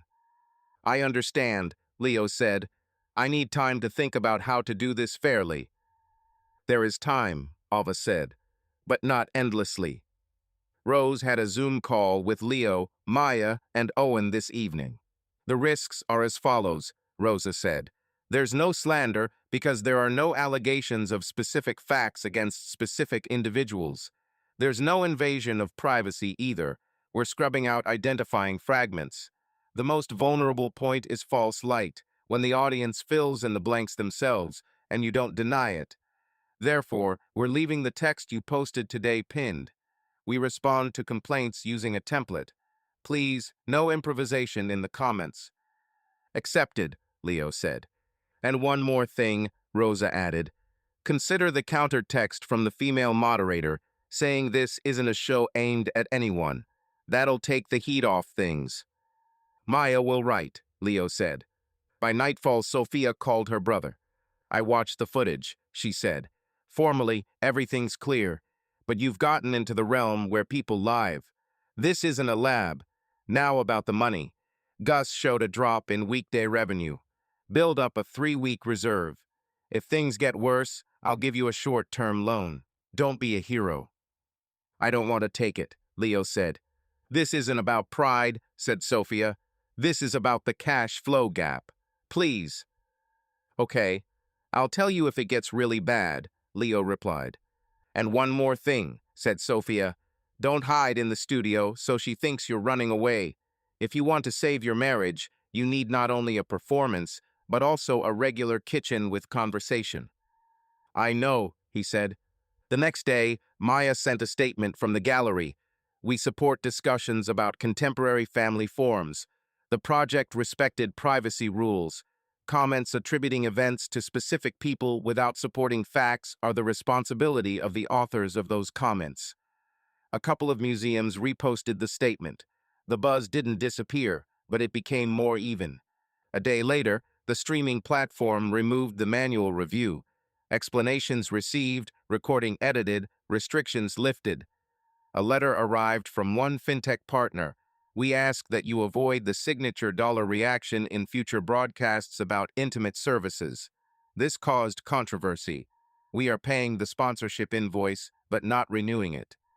The second platform left the partnership unchanged, but requested a discreet label. Kendra wrote briefly, "Okay, thanks for the edits." Sandra from a third agency sent a dry note. "I have no complaints, but next time, no stream." Ava spent the day without social media. She ran errands. At lunchtime, she went out to the embankment and called Dana. "He admitted he misjudged the reaction," Ava said. "At least that's honest. But there's no easy way back." "It never happened," Dana replied. "You have a choice. Not today, but soon." "I think," Ava said. Leo went into the workshop that evening. He took out some transparent sheets of paper from a box, printed with cut-out phrases from the contract and comments from the audience. He hung several sheets on a string and turned on the fan to check their movement. The noise was steady. He sat down and wrote out a plan. Publicly establish privacy rules on all platforms. Do not discuss the project with guests at the bar. At the exhibition in March, set up a stand with a disclaimer and Rosa's contact information for inquiries. With Ava, a personal conversation in the format she suggests. He closed the laptop. There was no euphoria. There was a list of tasks and the responsibility of choosing. Leo arrived at the workshop at 9. He turned on the heater, the light, and the fan. On the workbench lay transparent sheets of paper with printed phrases.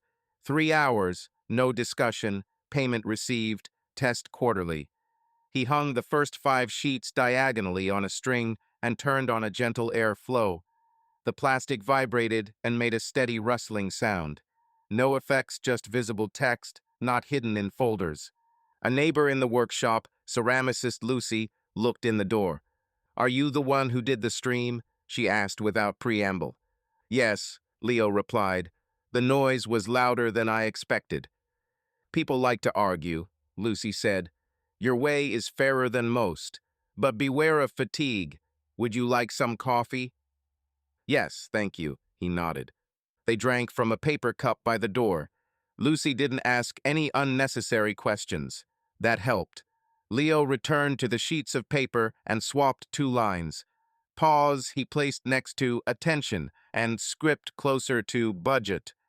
Then he removed 1 sheet with the actual amount and put it in a box. He decided to keep the amounts in only one place for the exhibition's finale. He opened his laptop and wrote to Maya. "The exhibition will be simpler. Fewer numbers, more direct wording. I'll add a sign with privacy rules." Maya quickly replied, "I agree. Bring the text tomorrow." His phone vibrated. Sophia had sent him a spreadsheet, a 3-week budget plan for the bar, projecting a decline in weekday revenue. He replied, "I see," and added a notepad entry, "Reduce shift changes by 2 hours on Tuesdays and Wednesdays," and another, "Keep the number of people on Fridays and Saturdays unchanged." He didn't like such decisions, but he had no choice. Ava was sitting in the family therapist's office that same morning. Dana had scheduled her with Dr. Ellen Rivers, whom clients described as someone who maintains structure and doesn't make a show of the session. The room was bright, with documents on a shelf and consent forms on a table. Ellen came out, said hello, and offered water. "You have a private meeting today as a prelude to the steam room," Ellen said. "Tell me briefly what's important." "My husband and I signed a prenuptial agreement," Ava began calmly. "It has a clause about permitted paid leisure. Technically, we're not breaking our own rules, but he made a public spectacle of prenuptial agreements. Men from the industry were there. It made the media rounds. His intention was to speak honestly. I feel like it's a blow to my life, even if no names are mentioned. What do you want to get out of therapy? Ellen asked. I need to stop living in control mode, Ava said, and figure out how to bring the conversation back home, not onto the stage, and also figure out why I need clear boundaries so much. What do you know about your need for control? Ellen asked. My father changed jobs a lot, Ava said. We moved. My mother carried everything on her own. I learned early on to respect schedules, numbers, and rules. It saved me. In relationships, I repeat the same pattern. A contract calms me down, but it also turns feelings into clauses. Ellen nodded. In the couples session, we'll discuss what the contract protects and what it conceals. Now I'll ask you to list 3 boundaries you want to maintain and 3 things you're willing to reconsider. Ava picked up a pen. She wrote, Keep 1 honesty without degrading details, 2 medical safety, 3 work schedule and rest without sanctions. Below, revise 1 frequency of external meetings, 2 habit of resolving everything via text, 3 my tone in conversations. She put the pen down. We can work with that, Ellen said. We'll schedule you and your husband for a joint session on Thursday at 7. It fits, Ava said. On her way out, Ava texted Leo. Joint appointment Thursday, 7 p.m. Dr. Ellen Rivers. Ready? The reply came quickly. Yes, I will. That afternoon, Ava stopped by Tim's office and handed him a short note for the internal list. Therapy scheduled. No comments for the press. Tim took the note. Good move, he said. If they bring it up at work, remind them it's a private matter.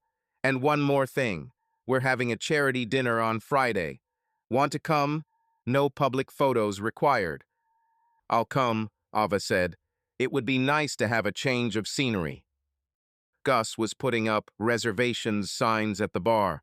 Leo was checking on the shift and explaining to the junior bartender how to answer guests' questions.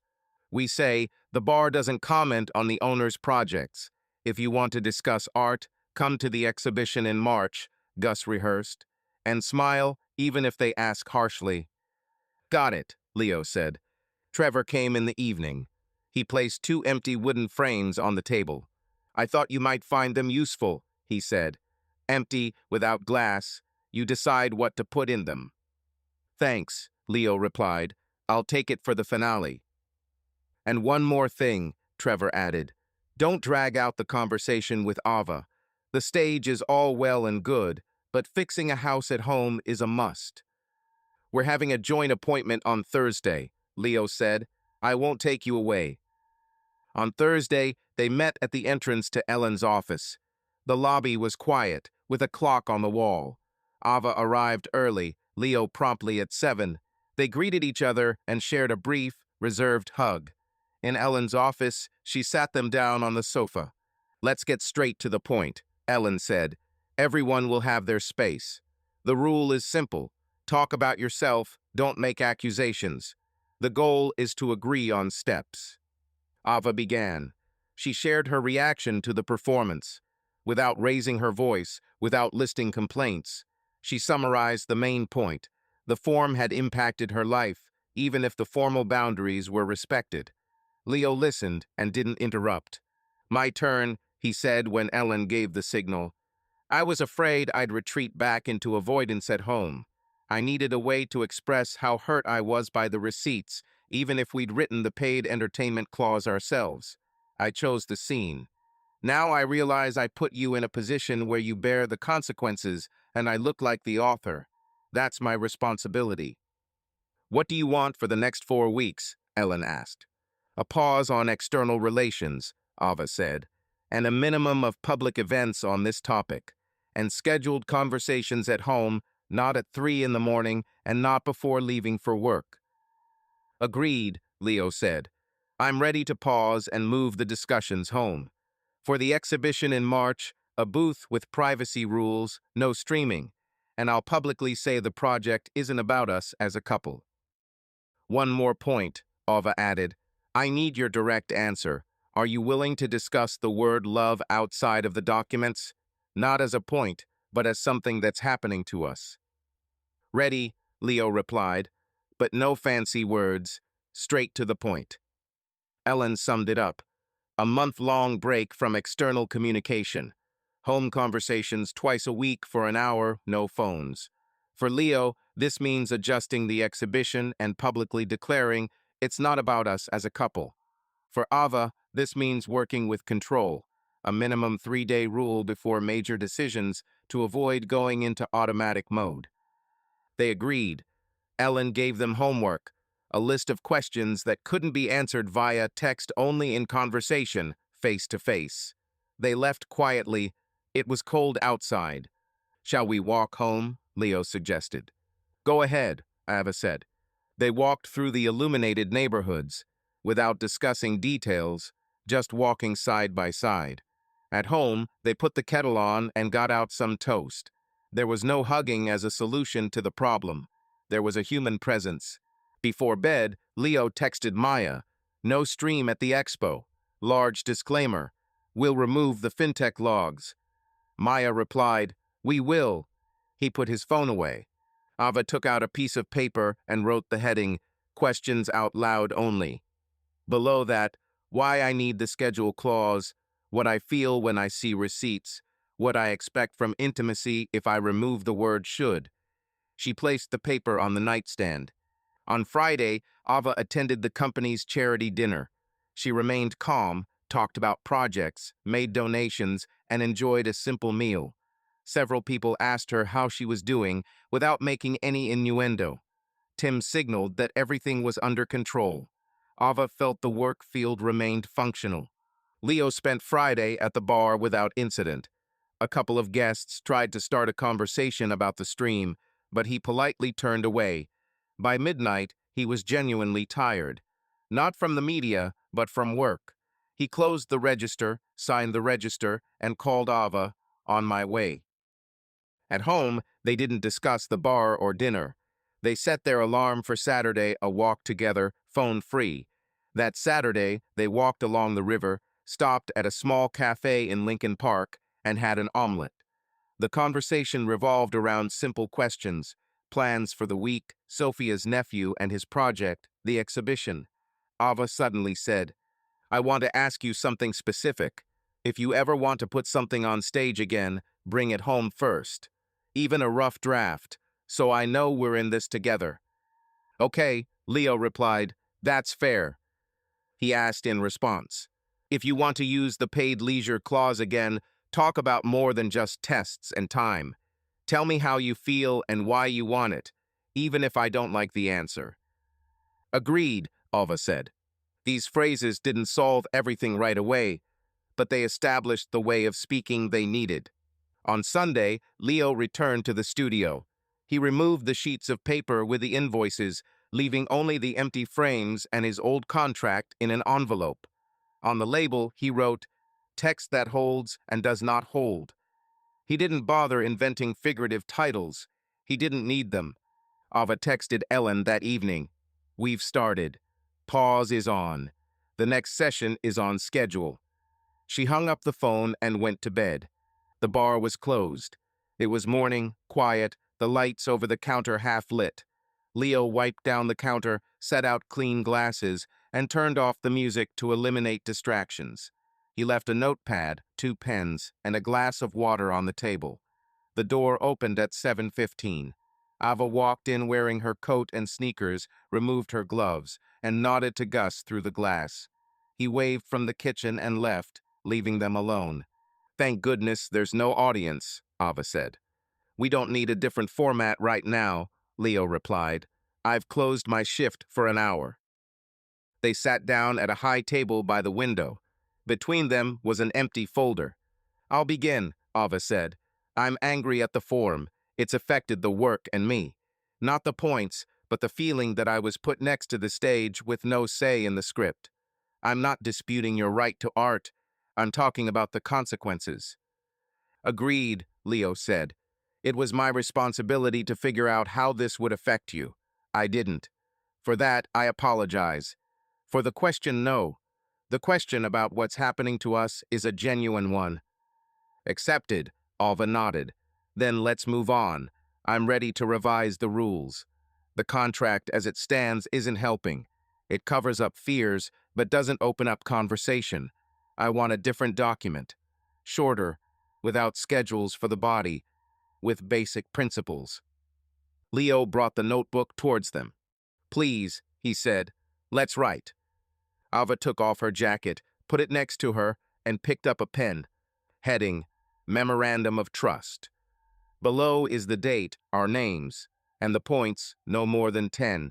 I'll list them, you add them. She wrote out loud, briefly and specifically. Honesty without humiliation. We talk about our actions and feelings without details that make the other person the target. A 3-month break from external contacts. Then, a reassessment session with a therapist. Regular conversations at home, twice a week for an hour, phones in another room. The right to stop public projects if one feels the couple's privacy is threatened. The author is obligated to submit a draft at home. Medical safety. Quarterly tests are saved regardless of the pause. Finances. Anything above the stated amount is discussed before payment. Please enter the amount here. Leo added, and a point about mistakes. Not as an indulgence, but as an acknowledgement that we may slip up, but we'll get back to the conversation. Ava nodded and wrote, the right to make mistakes. If one loses their cool, the other doesn't close the topic forever. There's the right to return to the conversation a day later.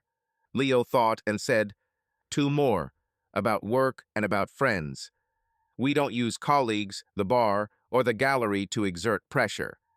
And we don't involve friends as referees, only as support. Ava wrote, work and venues. Do not take disputes to the office, bar, or gym. Comments to the press are subject to agreed upon terms only. Friends, they are support, not judges. No, listen and pass on. The last one, Ava said. Expiration date, not forever, with verification. She wrote down, reconsideration in 3 months at a joint session. If the memorandum helps, we extend it. If not, we change it. She put down her pen. Leo read the entire sheet aloud. There were no errors in the wording. He picked up a second pen. We'll both sign. Without witnesses, he said. We'll sign, Ava agreed. They signed and dated. Ava looked at the folder. An old contract, she said. We need to decide its fate. Leo took out a gray envelope from his briefcase containing that very document. I wanted to keep it as an artifact. Tearing it up is right. But please leave the pieces. For the exhibition, I'll frame it crumpled with the text out. Not for show, so as not to lie that it never happened. Ava thought for a second. Okay, are you sure you don't want the text out? She asked. Exactly, said Leo. Only as a thing, not as reading. Then let's do it here, Ava said, so there won't be any rituals at home. He placed the contract on the table. They tore it into several large pieces, without making any public gesture. Leo folded the pieces into a new envelope, wrote the date on it, and put it in his bag. I'm not putting the new memorandum in the cloud, he added. The paper will remain at home in the closet. I'll take a photo of it for myself and delete it from my phone. I agree, Ava said. Let only the shared accounts and the calendar be stored in the cloud. He carefully placed the memorandum of trust in a transparent file. He pulled out his phone, took a photo, and immediately showed him deleting it from his recents. Ava watched him empty the trash. She didn't smile, but her shoulders visibly slumped. Now for practical steps, she said. You'll rewrite the public formula. This project isn't about us. Any coincidences are purely coincidental. We respect your privacy. I keep it short at work. No interviews. In therapy, I already have a schedule. I'll do it today, Leo said. Maya's already waiting for clarification on the exhibition. I'll remove anything that looks like it's tied to us. There will be general wording and empty frames. And one more thing, Ava added. If your streaming partners invite you back on air, say no until the end of the show. We need a break from live streaming. I'll say no, Leo confirmed.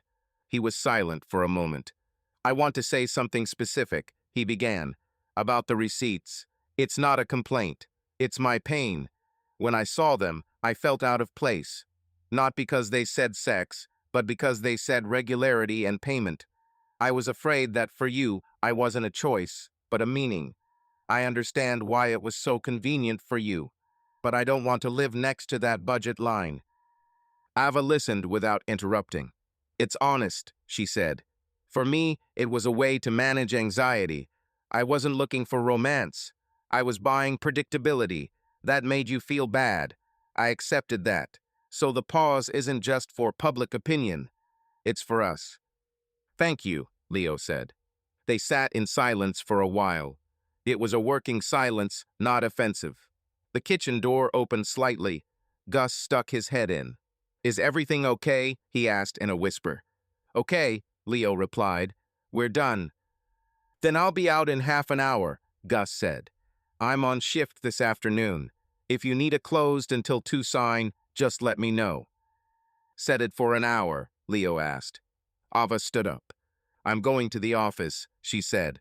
I'll send 2 emails to clients, then head home. We have a scheduled meeting this evening. Are we keeping it? We're holding on, Leo said. She stopped at the door. Thank you for the apology, not for the sake of form, she said. And thank you for not bringing up the old document. If that had happened, we wouldn't be sitting here now. I understand, he replied. She left. Leo sat back down, took another photo of the memorandum of trust with his old camera so he could print it out without leaving a digital trace, and hid the file in the bar's safe until the evening. That afternoon, he wrote to Maya, the exhibition no figures or hints at our dates.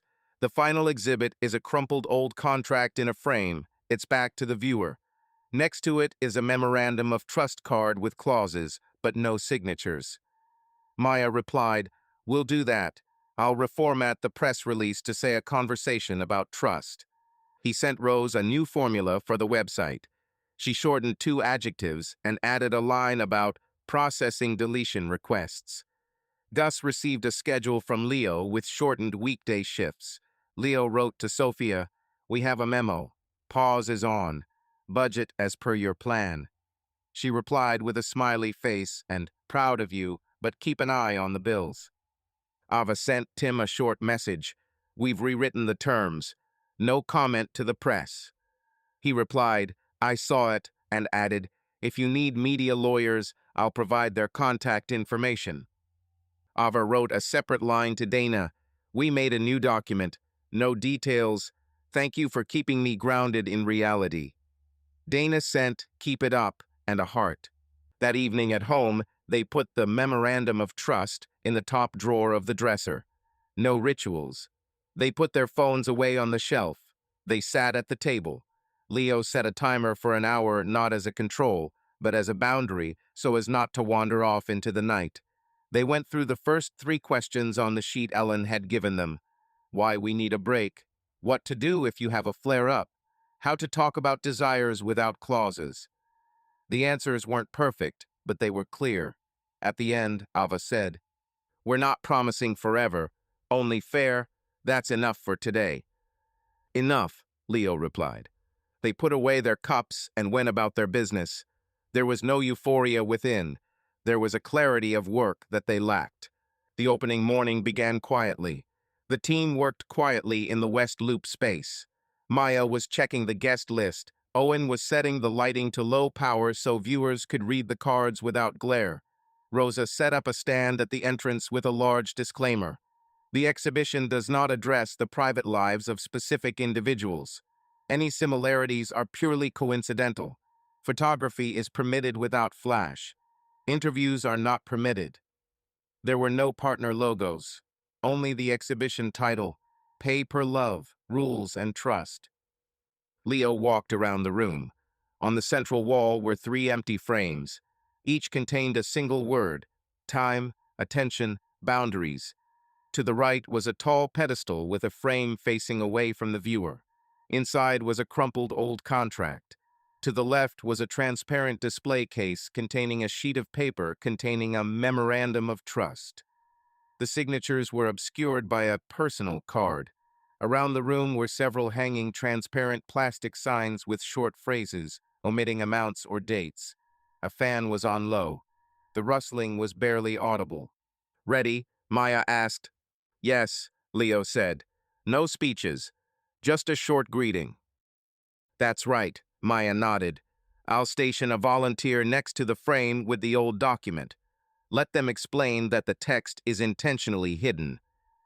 Rose checked the guest book. On the first page, a request to write about yourself and your rules and not to discuss third parties. Owen walked around the room again. Everything was in order. Around 7 o'clock in the evening, people started trickling in. Colleagues from the gallery, regulars, and a few art students showed up. Gus arrived after his shift and stood discreetly against the far wall. A little later, Sophia entered with her nephew. She hugged her brother and whispered, "Breathe." He nodded. Ava arrived alone. She wore a black coat, a simple bag, and her hair tied back. No cameras. At the counter, she greeted Rosa and took a program. Inside was a short message from Leo. "This exhibition is about the difference between text and life. I removed numbers and names. I left empty frames and one real object, our old document, turned outward so as not to be read. Next to it are the new rules we created together. There are no endings here. Here there is a choice to speak and to listen." Ava walked to the frames. She stopped at the word attention. To her left stood a couple from River North, quietly discussing how they organized their phone-free evenings. On the other side, a student was copying a phrase from a card, "Right to make mistakes." Ava stood calmly. She wasn't looking at the object, but at how people read and remained silent. Leo noticed her and didn't approach her right away. He finished a short conversation with the curator of the adjacent space, put his notebook away, and only then stood next to her. "Thank you for coming," he said quietly. "I came as a spectator," she replied, "and as a co-author of the memorandum." "This is more important," he said. Gus stopped nearby. "Nice and calm," he said. "No dollar on the screen. Here you go." "That's what we planned," Leo replied. Ava walked over to the display case with a memorandum of trust. She read only points 1 and 4 aloud. A volunteer explained to two visitors why the signatures were hidden. No one argued. Maya asked Leo to say a few words. He walked to the center of the room, without a microphone. "Thank you for being here," he said. "This project doesn't contain a list of accusations. It's an attempt to discuss the difference between schedule and feelings. Questions for me should be off camera. Please refrain from asking questions about individuals. I will only answer about the form and myself." He walked away. Conversations returned to their normal volume. Sophia led her nephew to the plastic hangers. He asked why the sheets were blank. Sophia explained the choice not to show the amounts. The boy nodded. Dana came in closer to 8. She hugged Ava and said, "It's safe here. It's obvious." "Yes," Ava said, "and it's not about the show." The gallery photographer took wide shots. Maya made sure no one took close-up photos of the display case containing the old document. One blogger asked Leo for an interview. Leo declined, suggesting they email him their questions. The blogger didn't press the issue. An unfamiliar woman approached Ava and quietly said, "Can I get something personal? Your right to make mistakes clause helped me. I'll put it up in my house. Thank you." "Please," Ava replied. "It's a general rule. It's not about making excuses. It's about getting back to the conversation." By 9 o'clock, the crowd had dwindled. The guest book was filled with short messages. I took the idea of 2 hours of conversation without phones. I realized my agreement was about fear. "Thanks for not giving names." Maya smiled. The room had worked calmly, without any sharp edges. Leo walked around the room again. He peered into the utility room where the boxes with the remaining cards were kept. He came back out. Ava was standing at the entrance. He approached. "Shall we go home?" he asked. Let's go to the bar, she said, for 10 minutes. Gus heard this and nodded. I'll open the side door. They walked. The night was cold, the streets empty. The bar was dark, lit only by a light above the counter. Gus turned the overhead light halfway up, placed 2 glasses of water on the counter, and went into the kitchen. I have a request, Ava said. I want our lives to have fewer words that sound like they're used in an office. Let's speak more simply. If it hurts, we say hurts. If it feels good, we say good. No vectors or formats. I agree, Leo said. It's not difficult. It's just unusual. I'm not promising forever, she continued. I'm promising honestly. That's enough for today. That's enough for me, he nodded. Leo pulled a small check for 2 sign from under the counter, the one that had been on the guest favor shelf. He placed a second, new one next to it, bearing the clear inscription he'd made that morning. Trust me. Gus peeked out from the kitchen. Change now? He asked. We'll change it, Leo said. He removed the old one and put the new one in place. The sign sat perfectly still. No words were needed. Gus pulled the edge with his hand to keep it from wobbling. That's better, Gus said, without the lace. Leo turned off the overhead light, leaving only the ambient lighting on. They went outside. No public hugs, no posing, just clothes. A week later, Maya sent a report. Attendance was stable, no complaints, no recording required. The press release had worked. Rosa noted that no deletion requests had been received. Sophia reported that the bar was holding up. The weekday deficit was offset by Saturdays. Gus found 2 new guys to fill in and told Leo, take a breather on Sundays. Leo nodded. Ava brought a list of new questions to Ellen's session.